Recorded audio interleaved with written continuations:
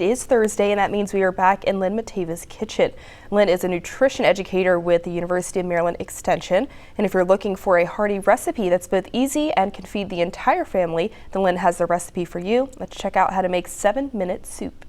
Set the table and pull out a ladle, because that's how long it's going to take for us to throw dinner together tonight. So all we're going to do is something that I kind of think of as cooking barely. We're going to take some ingredients, throw them all together, heat them up, and serve a delicious, nutritious, and filling meal that's going to warm us up on these cold winter days. So what we're going to do is we're going to go to the store and get these things, keep them in our pantry. It's really easy to throw together if you have them on hand. I've got 1 container of chicken stock or chicken broth, and that would go into the pan. Obviously not in the whole container. I'm feeling a little corny today. We're going to put a large container of crushed tomatoes in there. We're going to add a can of beans. This is garbanzo beans. I like to use the white cannellini beans, but this is where all our fiber and a lot of our other nutrients are coming from. And then we are going to add 1 large package. This is I believe a 16-ounce package of spinach. And we are going to throw that all into the pot. We bring it to a boil, and once it boils, we're going to add to that about half of a family-sized container of tortellini, or you can put about 3/4 of a cup of any kind of pasta you wanted. But this stuff is the fresh tortellini you get in the refrigerator section. The frozen stuff works really great. Little mini ravioli work great. And this is the filling part.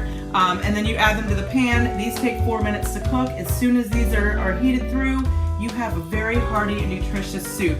And this soup is so easy to make. You see, we just throw all these ingredients in a pan, and in every single cup we have 214 calories, 2.4 grams of fat, 10 grams of dietary fiber. It's got over 60% of our vitamin A needs for the day, 20% of our vitamin C, which is so important when we're trying to build up our immune systems right now, 18% of our necessary calcium, and 33% of our iron. Those last 2 are kind of hard to get. You have to work a little harder to get those into your daily diet. You just put it in, it cooks. It's about 10 minutes total from start to finish. We have this beautiful, nutritious bowl. And there's some other things you could do to add to it. When I made it last night, I added some chopped up fennel in the first stage when I was bringing it to a boil, which is kind of like a celery with an anise flavor.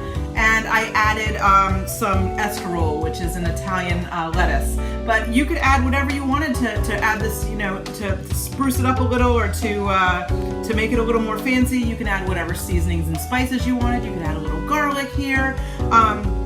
And then when it's ready to serve, you could drizzle a little bit of olive oil on if you wanted. I didn't even bother because it's so flavorful. I'm putting just a little bit of Pecorino Romano cheese, a hunk of fresh bread, and there you have it. Dinner is done. Enjoy!